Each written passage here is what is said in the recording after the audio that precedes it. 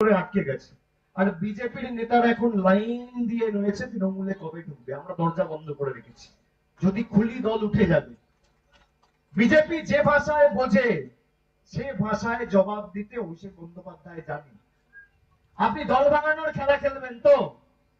আমাদের দুজনকে ভাঙিয়ে নিয়ে গেছিল দুটো সাংসদকে, একটা মীর জাফর একটা গদ্দার 2020 সালে জয়েন করেছিল, তার বাবা আর তার ভাই।